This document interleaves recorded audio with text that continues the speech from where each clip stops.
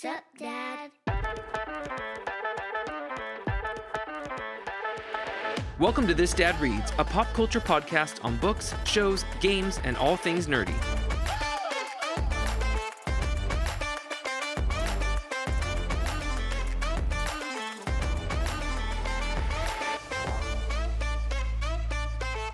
What is going on, my friends? I hope everyone is doing well out there.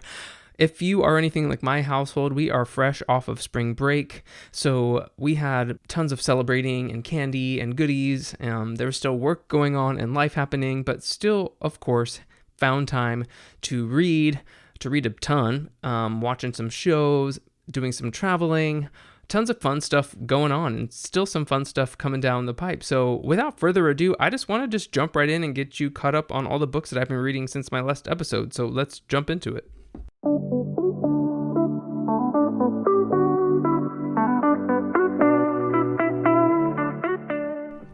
The Michael Connelly reading journey continues with me and my wife, reading chronologically through his Connelly-verse books. We read The Closers, we read Echo Park, we read The Overlook. We are obviously currently reading another book, but I also read and reviewed Nightshade, another book that I've talked about on the show. And if you're following me on socials and checking out my website, I did publish a review of Nightshade on thisdadreads.com. It was a really fun new crime thriller with a whole new cast of characters, a new lead detective set on Catalina Island off the coast of Southern California. So I just really hope this is a kind of new trajectory for the Connelly verse. So far he hasn't interacted with any other characters in his universe, but I'm assuming it's only a matter of time. So Nightshade was a really good time. I definitely recommend it for a fun crime thriller, and especially if you have heard me talk about Michael Connelly a lot, but you're a little too intimidated to jump into his back catalog, this is a great place to jump in. So again, it's called Nightshade. That is out May 20th. I also finished Oathbringer, the third book in the Stormlight Archive by Brandon Sanderson, which was so epic. It took me almost the entire month of March to read, but it was worth every single page. I cannot wait to dive back into the Stormlight once again very soon. I also finished Sunrise on the Reaping by Suzanne Collins, obviously the latest in the Hunger Games universe books. I don't know what we're calling that, the Hunger Games verse, but it's another prequel book, not a direct sequel to The Ballad of Songbird and Snakes, technically, but it references that book a lot. This book focuses on Haymitch and his journey in the games, and it was heartbreaking. It was harsh and cruel, just like most of the Hunger Games books are, but it hit me in a way I definitely was not expecting. I definitely view Haymitch in a different light now, and I can't wait again to reread the Hunger Games and have kind of this knowledge back there, knowing everything that Haymitch went through. So a really cool book. I know I wasn't the only one reading it out there. I didn't publish a review of it, but I loved it, and I just hope we get more from this world. I also read and reviewed The Edge of Balance, Premonition by Daniel Jose Older, which is a manga book, a one-off manga book set in Phase 3 of the High Republic. That was really fun and surprising. I definitely think it's a can't-miss entry into the High Republic. It kind of hit me out of nowhere, honestly. Like I wasn't expecting to be affected by the story as much as I was. So it focuses on Yoda specifically and some challenges he goes through. I'm not going to say much more because I don't want to give it away. So if you're a fan of the High Republic, definitely check that out. Also in the world of the High Republic, I listened to Haunted Starlight by George Mann, which is the Audible exclusive short story, middle grade kind of short story. And again, I was surprised by both Haunted Starlight and Seeds of Starlight. This was basically the sequel to Seeds of Starlight. And again, if you are reading the High Republic, time and time again, Lucasfilm, they're just proving once again that you shouldn't skip anything, because some of the story beats and plot lines they're introducing in these, you would think unimportant quote unquote stories, things are happening, and I wouldn't say that you're not going to know what's going on, but there's definitely story and reasons why other things are happening in other books that if you don't listen to these other works, you're not going to have those details. And I just think that's so fun. So was it my favorite thing ever? No. The voice cast or the voice performer isn't my favorite. Like Tep's voice is very grating to me. It just doesn't work, and it's honestly like cringe to me. But honestly, the story beats that happen in there and some of the characters that are introduced, I think are can't miss. I also read, and I can't believe I'm saying this, but the final YA book In the High Republic Initiative, Into the Light by Claudia Gray. I was so excited to read this book, but I was also so hesitant because I didn't want it to end, and boy did it end. I cannot wait to talk about this book without spoilers at some point. I would love to have some of my Star Wars book community friends on and chat about it, because it was a journey, and all I'll say is that my heart broke, and I don't know if it'll ever be the same. But obviously our boy Reath Silas is front and center, reunited with a character who I won't say, who hasn't made an appearance since Into the Dark. So really had some nice callbacks to phase 1 of the High Republic, and really closing a chapter definitely on a certain set of characters. I don't know how many of these characters will show up again in Trials of the Jedi, or maybe in the remaining issues of the comic, or what.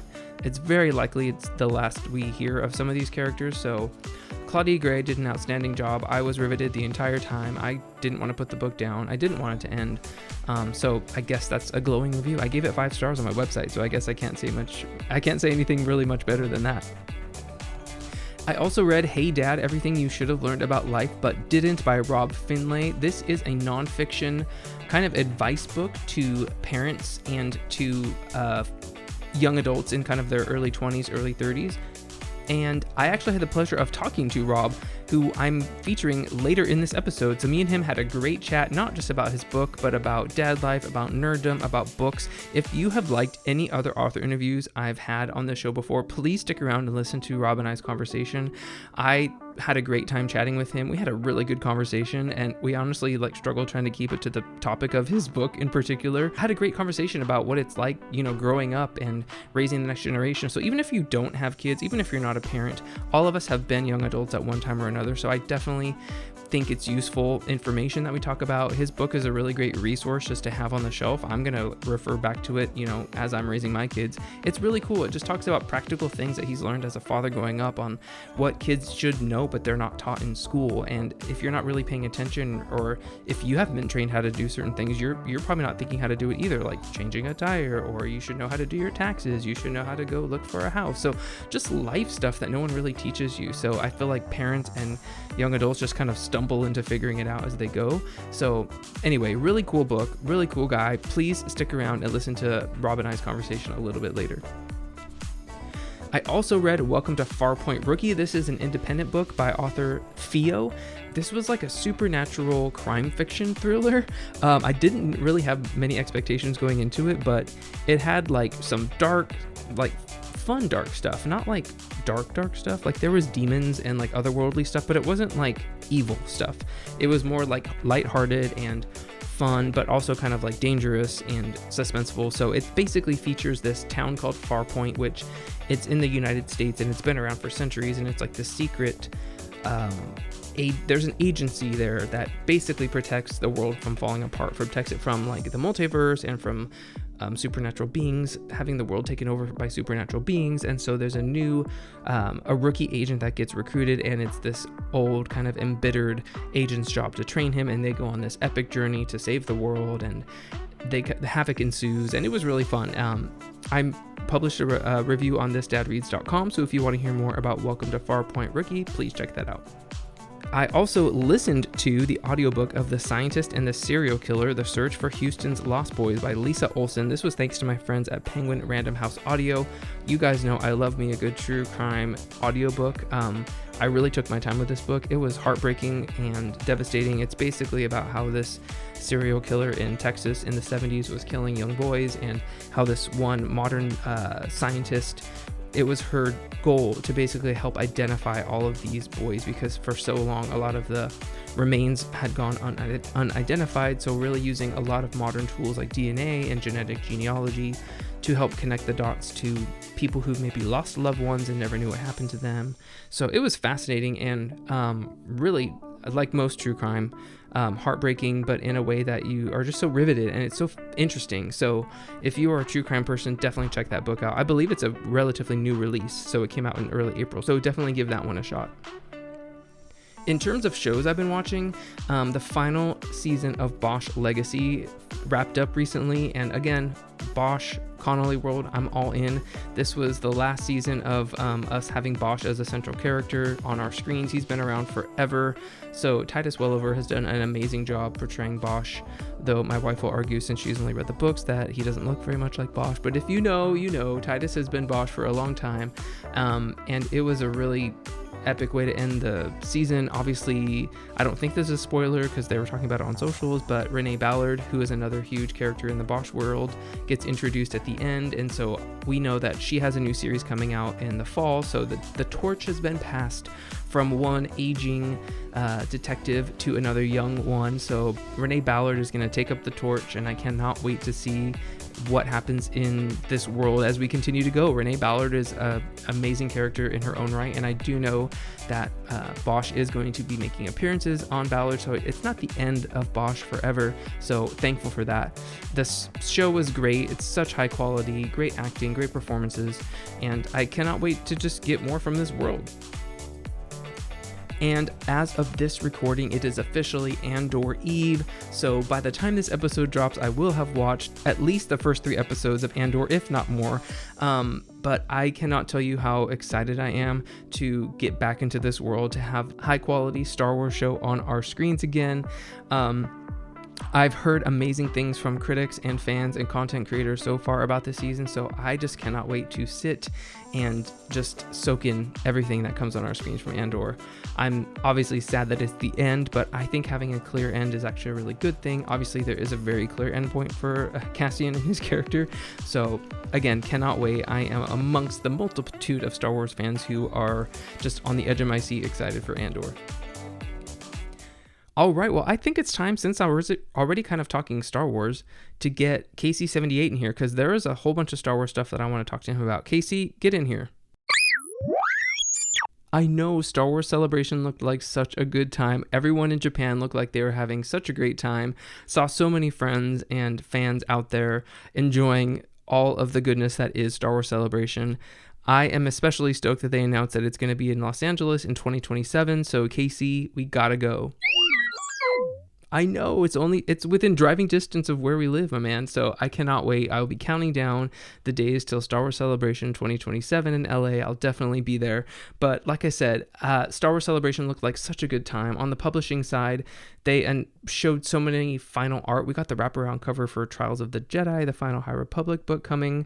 I was able to tune into some of the live streams. I know Manny Jacinto was there, so he was getting so much love for The Stranger and The Acolyte, which was so cool. Obviously, the Andor panels looked awesome, and we got a new animated Maul series coming up. We got some new manga announcements, some new manga adaptations, so much to obviously get excited about. I'm not going to be talking about everything here. There's plenty of places where you can hear about all the fun that was had at Star Wars Celebration, and if you're a Star Wars fan, I'm sure you were following along. So I just want to acknowledge that looked like such a great time. There was a High Republic meetup, and I'm just stoked for everyone who was able to attend, and cannot wait to see who I will see in Los Angeles in 2027.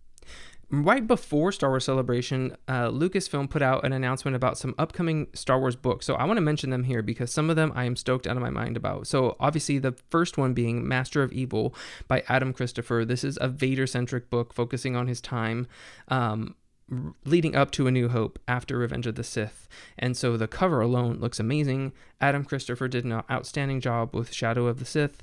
I just cannot wait for this book. Like, I'm so excited. They also announced the Doug Chiang Cinematic Legacy and Star Wars Legacy 2-volume deluxe collection book, which is like a resource art of kind of book all about Doug's epic contributions to the Star Wars universe. There's also I Find Your Lack of Candy Disturbing greeting card book. The Art of the Acolyte got its official cover by Kristen Baver. Stoked for that. The Acolyte visual guide got some preview pages. And for those reference book fans out there, there was a Blueprints book that they announced, and the Star Wars Women of the Galaxy gets a new edition with new characters from Andor, The Bad Batch, The Mandalorian, High Republic, and Ahsoka.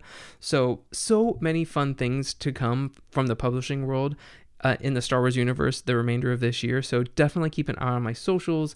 I will be talking about so many of these books and hopefully talking to some of these authors as well. All right, Casey. Well, I think that's everything we have for Star Wars. Like, there's so much fun stuff going on. I cannot wait to see what the rest of the year holds for us. And we should be getting Trials of the Jedi in our inbox soon to review earlier. I cannot wait. I know. I gotta calm down. I promise. I'll do my best. I'll try not to geek out too much. But it's one of my most highly anticipated books of the year, so I can't apologize too much. I know. Thanks, my man. All right, hey, Casey, can you get our break going? And then after the break, we'll be talking with Rob Finlay. Sound good? All right, thanks.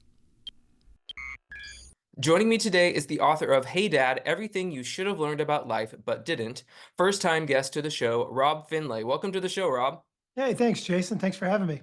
Yeah, you bet. So, being a first-time guest, and this is the first time we've met and talked, like, could you just kind of let me and the listeners know a little bit about you? What are you all about? And what are we here to talk about today? Sure, sure. So I have a couple day jobs, right? So one, obviously being a parent. I'm a father of four, one boy and three girls, all sort of in that adulting stage. Some are in the stage where they've already left college, some are still in college, so all in all stages. So I spend a lot of my time being a father. The other time I spend my time running businesses. So I'm an entrepreneur, run several businesses, primarily focused around commercial real estate technology, finance, and innovation. Okay, great. A different vibe than me. I have young kids and I have a 9 to 5 Yeah. in a totally different industry. So this will be fun. I'm glad. I love having different guests from different backgrounds and different stages of life on the show. So thank you for being here. I'm excited to chat today. Yeah, no, great. Thanks. So your book, Hey Dad, for short, it's really like a playbook for young adults and parents, and basically helping them how to adult, right? Like, which is really interesting. And I know that obviously your own personal experience as a father brought this book about, but tell me a little bit more about where the spark of this idea actually came from, and like why did it end up in this format? Like why publish a book? Sure, sure. So it started. Think about this. So as a father, a parent, anybody can imagine this. It's the middle of the night. And as your kids get older and they're independent, right? They're out driving, it becomes a little bit different. So middle of the night, my cell phone rings. Of course, when my cell phone rings at the middle of the night, it means that it's, I've got those blockers where only my loved ones can reach me. So it's one of my kids, or my parents. And I jump up, heart's racing. I look at it, it's one of my daughters, and I knew she'd been traveling. So I'm like, what's wrong? That's my first instinct, right? It's like, what's wrong? On the other side of the phone, she's like, "Hey, can I put the green gas in my Jeep?" I was like, I'm like blurry, heart rate starts to come down. She's like, "Can I put the green gas in my Jeep?" I was like, "Do you mean diesel?" And she's like, "Yeah, whatever. Yes, can I?" Like almost like I'm inconveniencing her. And at that point, I told her, obviously, no, your Jeep is, gas, and excuse me, you can't do that. But at that moment, I realized, I'm like, have I not taught my kids sort of these basic adulting skills? And talking with other parents who are going through the same stage, we realized, like, you know what? We almost wanted a do-over, almost like a quick point where, like, hey, you're about to get out on the real world. Here's everything you should know, but it'd be too much and too encompassing for our kids. So after that, so other adults were like, yeah, you should do this. But then my wife, once I hung up with my daughter, she's like, you know what? You really enjoy writing books. This is actually my second book. And she's like, you really enjoy writing books. Why don't you write a book on all these questions and things that you get? And so I set out to do that. And so over the last year, it wasn't just me. I actually reached out and interviewed 30 experts, everything from sort of change in life psychiatrists, because there's a big emotional component to all of a sudden adulting and being on your own and independent, to NASCAR race car driver and crew chief, to banking experts, to insurance experts, to getting an apartment, cleaning experts, everybody that you could possibly imagine, to give a young adult just sort of this foundational, like, hey, here you go. This is sort of it in a non-judgy, preachy message. I love that. I do feel like I'm in my early 40s now, but I do feel like there was a certain gap of time in my early 20s where educate even after graduating college, like all the education that I had gone through and all the life experience I'd had at that point didn't really prepare me for the real world. And I don't feel like my parents really knew um, the things that they didn't know either. So, like, as a parent now raising younger children, having a book like this is actually really helpful because I'm like, oh, yeah, those are the things that as an adult I didn't know. And I had to go ask or figure out or Google or YouTube or whatever, especially Right. homeowner. I could feel like you could write a whole other book about owning your own home. Oh Um, yeah, of course. so I'm like Right. the amount of like YouTubing I've done to like fix stuff around my house. So I really feel like this is hitting such a specific need and time and stage of life for people that there's a huge gap in like I feel like people and society doesn't know what to do with this age group. They're like, okay, you're an adult, go. But Right. there's just like nothing. And I think it's compounded with the fact where, and I start the foundation of the book is really about, okay, you just graduated, right? And I think a lot of young adults have been on this sort of, have you ever been to the airport and you have like these I call them magic carpets, where it's basically just a walkway that moves and it Yes. moves you down the road. And I think of our life of our kids is like this, where you jump on and off you go, and then end up, next thing you know, you're either graduating from high school, and if you don't go to college, you're on to another path. But if Hmm. you go to college, there's your plan. And I think so many young adults, when you take into factor COVID as well, and the Mm, a unique dynamic that happened there, our kids, our young adults come out of school and they're really, in some cases, lost because they're mm, really not sure what to do, where to go. And with changes, because everything has sort of been pre-programmed for them. My daughter, example, had a very technical degree. When she went to mm, college, when she started, she was gonna make it, right? It was in computer science. It was a very special technical degree, and she was really excited because when her sophomore year, recruiters were calling her and there were opportunities. And then all of a sudden, market changes, everything's shipped offshore. Next thing you know, those jobs don't exist. And now she had to pivot. And our young adults don't necessarily like to pivot unless we've been teaching them to pivot. But since they've been on this magic carpet ride, they haven't. And so the book really came out to be here's I didn't want it to be preachy. It's light, it's easy, so it's not like, and it's not a how to. It's very much a general knowledge book. mm. So there's sort of frameworks of life to become an adult. But I really wanted to set it to the beginning, which is like, hey, relax. This one job that you're going to get right now, or this first apartment, is not going to be it for the rest of your life. You can relax, slow down, but most important, get the jump. You got to get going. You can't delay being an adult any longer. Get out of the house, get a job, get going. I love that. And I was at the when I was going through this at my age, the internet of it all was not how it is now. It was like the internet and social media was in its infancy. So I feel like that's a huge element too that they're facing these days, like looking and seeing what their peers are doing or the LinkedIns of the world. Like I feel like it's so filtered and the information that young people today are seeing, it's so unrealistic and people don't put out what the struggles of day-to-day life really looks like. So I feel like there's just a mismatch of expectations there, right? And I really feel like your book is hitting in a really specific niche to say like, hey, here's some like realistic expectations of what adult life is like. And like you said, not in a serious way. I really like that there's lots of humor in there. I Right. really also like the way it's structured. I feel like it's easy to read. So what was kind of the impetus behind that? Like you have like you go pretty deep in storytelling in each chapter, but at the end you have like a TLDR basically Right. section, which I really appreciate. So where did that come from? So when I wrote my second book, it was like in this book, I was like, you know what? I have a little bit more freedom. The first one, I listened too much to editors and Oh, copyright, and I was your like, you first have to have a mistake. book, right? You have to do it this way. And I was new. And so I was like, Sure. okay, that's the way you do it. And I enjoyed parts of it, but other parts, I was like, I really wish I could just sort of do this. This book, I said, you know what? I'm just going to write it so that either I can enjoy it or that it can be consumed easily. I didn't Mm, want it to be preachy. I didn't want it to be, it's just sort of, it's a fun, easy read so that people could, and you're right, it's the too long didn't read section in the back. But back to your point, it's really interesting. Almost all of the people that I interviewed talked about this relationship to social media that these kids have that is mhm, really very detrimental. But that and a lot of them are like you look at when you're trying to comparing jobs. Well, if I go on, you know, Instagram or some of these social media outlets, well, geez, there's kids who are 18 years old who are flying around in Hmm. Gulfstream jets and getting picked up by Rolls Royce limos. I'm like, I'm not doing that. So, geez, maybe I'm a failure, and but you don't know what's real, right? And so Hmm.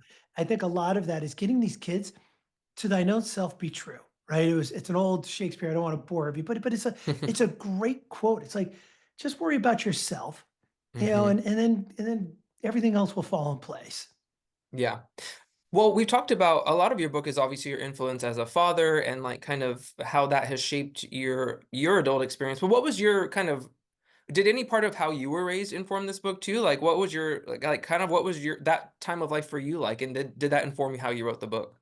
Yeah, I think actually the book, if I drill right down to it, I think my parents were your typical family when I was growing up, right? My dad would do stuff on his car, I would do landscaping and stuff like that.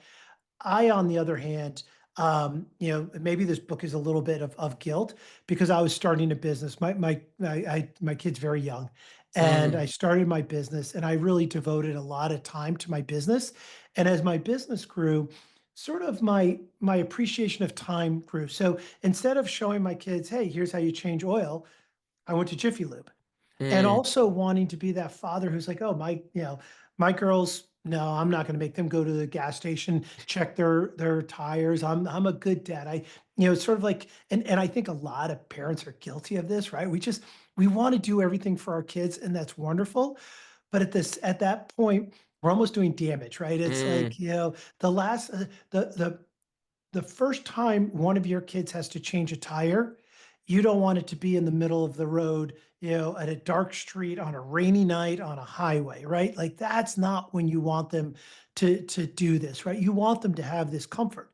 First time that they go and look for a job or go get a job, you don't want them to be like, this is the first interview I've ever been on. So I think a lot of the book was me sort of wishing, hey, maybe I didn't tell them this. Maybe I did tell them some stuff. Maybe they didn't listen. And in fairness, kids will get what they want and not Mhm. get what they don't want. And I know I've talked to my kids about cars and maintenance and how to go and buy a car and how. But in fairness, kids like the easy button. It's a lot easier. Uh-huh. Daddy, my tire's low. The light goes on in my car. Can you go check it out? Sure, sweetie. Of course. Let me let me go do that. Right. So Yeah, I do feel like you're striking on like a really deeper issue there where like, only like you said, time is people only have so much time in the day and I would say adults like to hit the easy button. So like, my wife and I, we really only have the weekends to get so much stuff done, let alone do things that we want to do. So it's very, unlikely that I want to teach my child how to change in their like I don't want to do that. Like I want right. I want to Right. see so Right. but Right. I feel like what I've been trying to learn too, and maybe this can be an addendum. Maybe I'll write like the forward to your next book or something, but saying Perfect. like, I do feel like there is a specific strategy to, as an adult, trying to really take care of yourself and like, and this is just me preaching, because this is what I'm dealing with now is like valuing your own interests and your own time too, like, and balancing that. And that is so hard. And it's constantly changing whatever stage of life your kids are in. I'm sure it's way different for you now. I'm sure you have tons more free time, quote unquote, than you did when they were younger. So it's really hard to balance that, I feel, as a parent. It is. And with their you look, I was walking the dogs this morning and I was going down the street with my wife. And yeah, it's a lot easier now because the Saturday morning for us is get up and walk the dogs and then go do Right. errands. And I'm watching every one of my neighbors, their kids are in their soccer outfits, they're all Yes. trapping them, and there's like six kids, and they're like gone for the whole day. And so, yeah, you don't have, right, between your kids' sort of extracurricular stuff and the stuff Hmm. that you're doing. I mean, I think young adults put too much pressure on themselves, right? My parents didn't do that, right? Hmm. We played maybe one sport, but they weren't traveling, we weren't going around. And so I think parents today have to play this fine line of how much independence you give your kid, but also at the same point teaching them the foundation that they need to be good adults. And a Yeah. lot of it is just, socialization, networking, the things that are actually really critical. And I think a lot of parents don't realize, like, you're going to wake up one day and your kid's going to be out on your own, and they're not going to be under your roof, and they're not going to be under your, Mm, your true guidance. And who are they and what are they? Right? Are they good humans? Are they going to be able to take care of themselves? Or are they going to be, are they going to be stuck in there? Are they going to be living with you for 10 years? Or are they going to not find their way? And so it really is a fine balance of adulting today to get your kids to be decent people. And that's the nice yeah. thing, though. All you really have to do, I see the stress of these parents, like, oh, my kid's got to be the best soccer player, and they got to go to the best college. And I'm like, whoa, relax. Relax. You're putting so much pressure on yourself and on your poor Right. kid. Look, set your bar right here, which is really a high level bar, anyways, but make your kid a good kid. That's Mm, it. The yeah. only thing that you have to do as an adult is make your kid a good kid. Let them understand the world. Let them be empathetic. Let them care for one another and other human beings and other creatures. Like, that's it. Give them a little work ethic, but that's Yeah. it. Yeah. Right? So Yeah, and I would add to that too, like what actually like what's their passion? Like what makes them tick? Like it right. might not be sports. It might not be. That's why we tried to expose our kids to a lot of different things. And I'm a huge reading nerd, and I'm a nerd in general. So it's really hard for me to be like read Lord of the Rings because I love Lord of the Rings. But it's like if he doesn't, what makes them tick? Like what makes my kids tick? And so, and I think that's just so part of the fun of like raising kids is like figuring out who they are and like guiding them to things that they enjoy, because I know the things that I don't enjoy, and I don't want to be lugging my kids off to soccer games all week. I don't want to spend so. Right. But again, if that's Right. something that's important to them, I want to encourage that. That kind of brings me to my next question. Like, what were some of the like nerdy things that make you tick or made you tick, or and how did that inform how you like raised your kids and what interests them? Yeah, it's funny because I really like, to me, I think one of the great things about being an adult, though, too, is like I change, right? Uh-huh. So if I look at the evolution of what I've been, right, I wasn't much of a student, loved sports. Then I found a passion in a certain type of business subject in college, and then all of a sudden my college grades took off.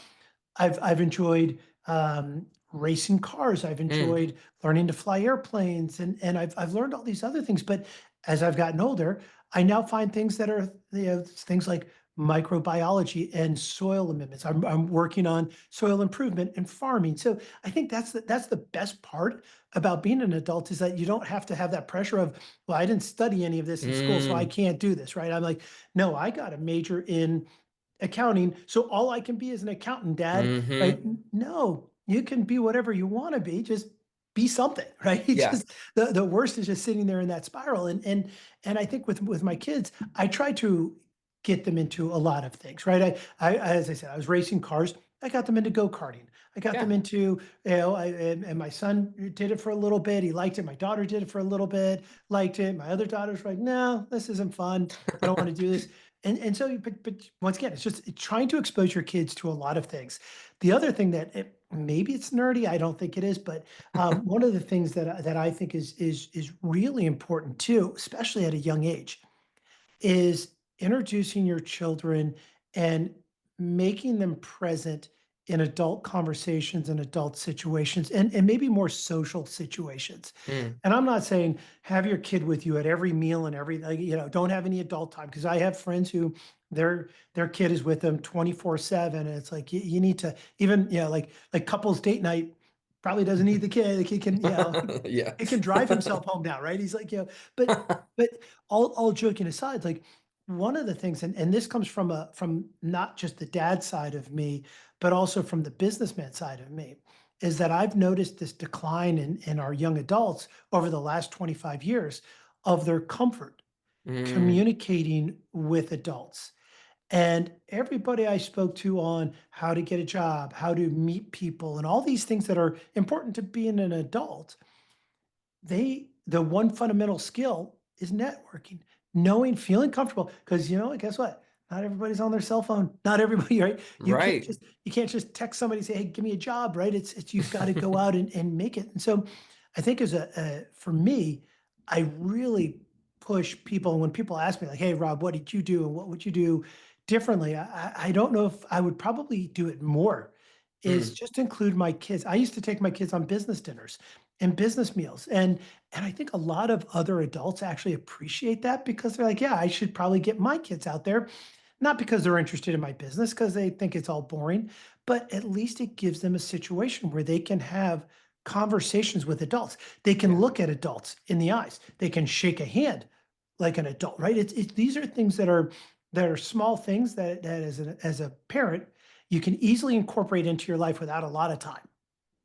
I love that because even thinking on my own childhood, like I was raised in a church going household, and I can't even tell you how many people and how many circumstances that put me in where I wouldn't even call it mentors, but just having relationships with other adults that aren't your parents. Like it was so much of that was so foundational to me. And I remember it was probably my parents wanting to get rid of us for a weekend, but we would go stay at houses of like adult friends of theirs who had younger kids even than us. And like those are some of my best memories. And that taught me how to like I was on my own in terms of manners, in terms of how I'm treating other people that are. So I feel like even putting yourself in that situation outside of even like the business side of it all, which I think is amazing, but like socializing with adults that aren't your parents, that's huge. Yeah. Right. And that's great. And your parents are wonderful for doing that. Right. And I do think it's important. I think this mentorship and mentoring, and I do feel, I don't know how you feel about this. It's an interesting question. I'll ask you is, are you okay? And how old are your kids? My kids are 10 and 7. Okay. Would you have a problem if somebody corrected your kid? Like if their manners were poor? No, not at all. Right. And so I think that's the thing where I think it's as the mentorship and all of my friends know, like if my kids are acting like jerks, you feel free to correct them, right? Yes. And I know people go, different ways. My mom always used to say, well, I can criticize my children, but nobody else can, right? And but I think it's important as us as a society, right? If you're and that's the bond, right? And getting our young adults and young children into the houses of other adults and seeing the expectation in the other adults saying, hey, you know what, actually, Jimmy or Bobby, hey, you know what? We don't start eating until everybody sits down, right? Yeah. Or hey, Bobby, we take our own dishes up to up, Uh-huh. up to the sink. Or hey, Bobby, Yes. we say please and thank you. Or Right. Sally, right? We and those are important, really important lessons that these kids will learn. And I think if the more we do that, I think that just helps generally along the way. 1,000%. Have you read The Anxious Generation? No, I Oh haven't. my goodness, our conversation is just like write that down. Okay. It's a nonfiction book, and it's really more about like how the generation we're talking about of like 20 basically the generation raised on internet and social media, how they Mm. are struggling to adult basically. And it's really interesting because it gives lots of strategies in how historically as a society we've changed where it used to be latchkey kids and your kids were just running around all the time unsupervised, and how we've swayed almost the other direction because of so much fear and all these reasons. But it's a really good book because, and I don't mean to talk about another book, but No, I no, think no, you it's should fine. check it Look, I out love reading too. So yeah, this is because great. Yeah. it definitely like inspired me to be like helping my kids have more freedoms. Like for the most part, we live in a safe area, and I feel like having more trust in the adults that they might interact with outside of our own scope, and just trusting that. I would say something if I saw another kid doing something. Yeah. So it's a really good book. I'd recommend it. I've talked about it on the show before, but it's amazing. Yeah, no, no, thanks. No, this, I don't make my living writing books. So I mean, Sure. books, enough. Like it's not, this is truly a passion project for me. There's no Yeah. ulterior motive, but you're right. I mean, these kids are, but I think it comes back to, right. It comes back to media and scare and right. And yes, and there's a lot of bad things, but back to this point of community, right? If Hmm. my neighbors and we live in this great neighborhood and yeah, we're in an urban environment, but we know every kid and Yeah. every adult, no matter what, will sit there and watch. And I'm the when I was younger and a hellion, I would probably drive my car too fast down the street. Now I'm the old guy who's out there yelling at people to slow Slow down. down. Yeah. Yeah, slow down. So, but it is important that that our kids have some of this independence because you're right. I mean, the reason why this is so popular right now is because the statistics prove it. The Hmm. statistics prove that our kids are failing to launch. Young Hmm. men, much more than young women. So it is an epidemic, and for us Yeah. as a society, we do have to think about this. And not to get preachy there, I don't want this isn't once again, this isn't a preachy book. Yeah. This is about, but just giving the kids like, hey, go ahead, get out. Here you go. Here's your book. Yeah. I think also too on the flip side of something else we were talking about, I am like an artist at heart. Like I love it was always about like either it was paint or drawing, music, even reading to an extent. Like the arts was something that was just innately like a gifting and a passion of mine. And so knowing that, and I reached a certain point in early adulthood where it was like, okay, I have to make money. I'm probably not going to do it that way, but how do I still um do things that help satisfy that very deep part of me that if it's not satisfied or if I'm not doing it, it doesn't work. So I feel like on the flip side, there's a really I'm trying to teach my kids that like you can literally do whatever you want. You might not be making your money doing it that way. So looking at like a 9 to 5 and how does that serve you in a certain way so you can also focus and do these other things when you're not at the office or not doing those things. So I feel like that's something I'm also trying to teach them is like my daughter wants to be a baker and I feel like she has a lot of those same giftings as me, but I'm like, oh my dear, I would love for you to make a career as an artist, but the odds of that happening are pretty low. So I'm trying to be like, how do I still encourage those parts of her while also like, showing her the harsh reality sometimes of like what Right. life has to look like. Right. And you don't want to, deflate them, right? You Of want your kids course. to have dreams and aspirations, but it's a great point that you're making. Like ultimately, you can have goals and dreams, and that's wonderful. But you also have to be a realist too, and you Right. have to, and this is where it comes back to, and this is where I get a lot of pushback from adults and that have kids. It's like, look, at some point you have to get them out of the nest, Right. right? Oh, they're saving money because rent is so expensive. Yes, it is. But you know what? The longer you're basically providing for them, the longer and harder it is for them to go and achieve Right. these things. And if they're passionate about this and I want them, it's great. I love so many things. I love, as I said, I love farming. But you know what? I'm not Hmm. going to make it as a farmer. Right. I love reading. I'm not going to make it as as a voiceover, right? It's like there's all these things that you can have great passion, and that's the wonderful thing. If you have a job and you're providing, guess what? You can. If you like video gaming, sure, get a job, go buy your video games, right? Yeah. Don't Yeah. sit there at home say I'm going to be a professional video gamer and I'm going to get a billion YouTube subscribers and mom and dad you're going to support me until I can do it. No, get up and get your own. Go do it yourself. And that's Right. it's hard love. It's not always the popular Sure. discussion, but it is important and it's good to keep the kids keep your passion. See, nothing's more boring than somebody who just works, Oh right? my gosh. Yeah. Yeah. I know some people who love their jobs. I'm not one of them. Like Right. I love other things more than I love my job. So I feel like what I'm doing here and even what you're doing with this book, it's these passion projects, right? Like I do this for free. Like I don't make my living off podcasting and reviewing books and talking about books, but I love it so much and I love the community that I found in this space. So like it's something that's important to me and I've grown it and it's something that I want to nurture. Who knows how long I'll be doing it for, but like it really does. And it's something that I can control. It's something that no boss is telling me what to do. I have full creative control of everything that I do. So I think that's important to show them too. Yeah, and that's great. I mean, being a role model always helps, right? Your kids are going to look, no matter if you Hopefully, think if they're looking, right? if they're paying They're attention or looking, not. right? Yeah. They're somewhat paying attention. There's little Yeah, bits and pieces where they're of where they're course.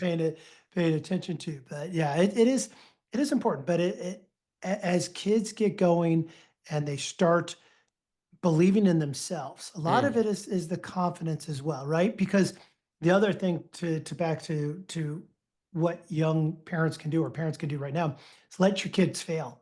Mm. Yep. Let your kids fail. I know it sounds horrible and nobody wants to do it.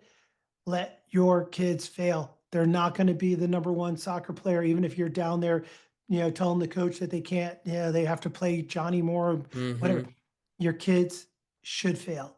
Success is created off of failure. It's not, and unfortunately, with kids, if you go back to social media, right? They're looking at social media Hmm. and they're saying, "Wow, these people don't fail. They're beautiful. They're attractive. They're rich. They're successful. They're everything that I believe that I should be. So they don't fail. If I fail, it's going to be wrong." And that's we're seeing that on all the dating apps, and where Mm-hmm. only a small percentage of people are actually dating, and young men who are on that, who are not dating, are feeling rejected, and it becomes an overwhelming compounding thing because they haven't felt this failure before. Sure.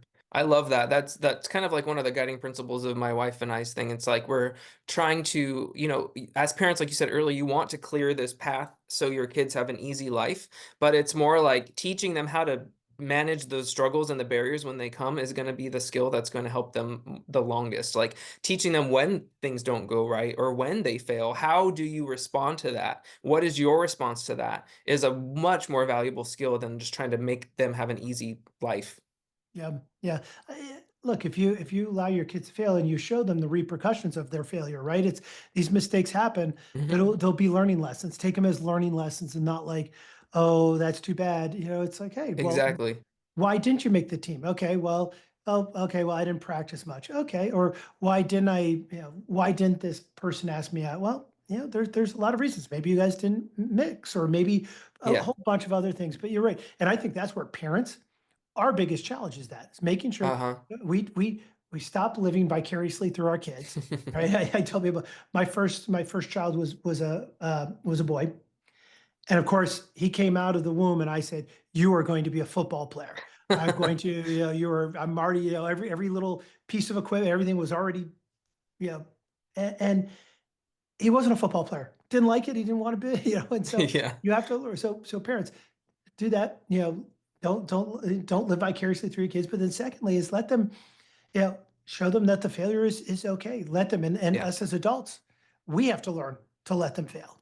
Right. Because we know that failure and life not going your way is part of life. So, like, if you can teach them how to navigate that early, you're only going to set them up better. So, Right.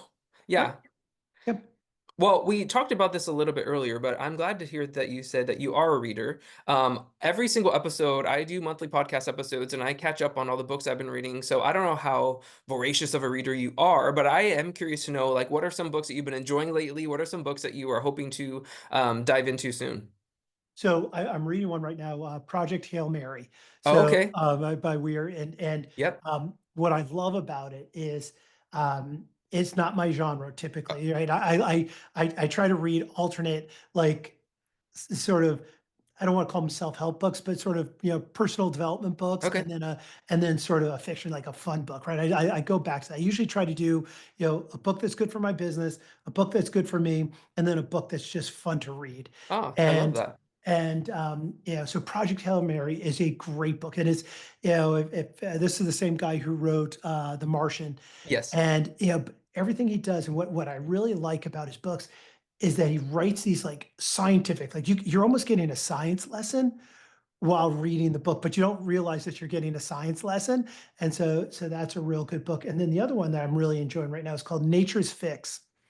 And it's really about how important nature is, and how important things are to our environment and to our health and to the way that we live and work, and how it all is intertwined. And as I said, my true hobby, I do love writing books, but I do love farming, and I love regenerative farming. It's a passion that I picked up about 3 years ago, and it really is seeing the benefits of soil and soil diversity, and building up, and it's just, yeah, not to geek out, but it is really exciting to see Please this. do. This is the place for Yeah. that. Well, I think everybody should understand how soil microbiology works, like the importance of this soil food web, and how chemicals that we put on our soil are bad. Mm, They are short-term gain, short-term benefit, but in reality, it all comes down to what's underneath the soil, right? What's underneath those plants. And mm, that's going to determine, if even if you have a little small vegetable garden, if you have pests, it's because you don't have good soil. mm. Don't go putting on, a chemical to kill your bugs, because that's going to kill the good stuff as well. You need to have good diversity in your soil. Sure. That's a great segue because you need to have diversity in everything that we do, in all the books Right. that we're reading, the genres we're reading. So I'm glad to hear that you're stepping into like sci-fi. That's awesome. I know some Yeah. of my reader friends are gonna like ping me and be like, "I've told you to read those books." Like I have a Have you friend who's not like, read? Have "No, you I not haven't. read? I haven't read it. I've heard really good things about it though." He's so good. He's so good. I mean, it is, and they're actually going to make Project Hail Mary, a movie. So I'm excited to see the differences. But it is, I'm not a sci-fi guy either. I just like the one book, but somebody recommended it for me, and yeah, I mean, I go through it and have to put it down. I'm like, okay, I'll wait for a few minutes, and I have to keep going. So it's a really good book. It's an That's enjoyable awesome. book. Yeah.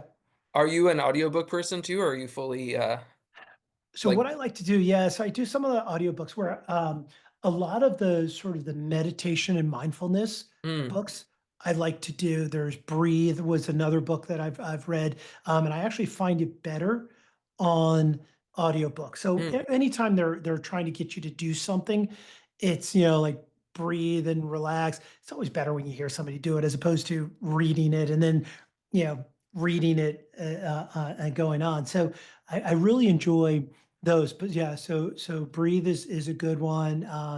Yeah, there's all of the, I forget his name, Zat, I forget his last name, but he's a really good a professor, doctor, and he's all about mindfulness. So mm. really, really good books. Easy to listen to, and great when you're on a plane and you want to go to sleep because his voice he's one that does his own audiobooks, and I do my own audiobooks as well, and they're hard. And I'm Okay. not, I listen to mine. I'm like, geez, you're not sleeping off of that. Cause I'm like, as much as, I get all excited and I just, come and go, but he is like just this low, relaxing voice. So it's, Calming. I love yeah, that. That's just this awesome. calming voice. So it's really nice. Yeah. That's nice. Yeah. Well, Rob, if people are interested in picking up your book, you mentioned there's an audiobook version. Like, where can people find your book, Hey Dad, and where can they get more information about you? Yeah, so always you can come to my website. It's robfinlay.com.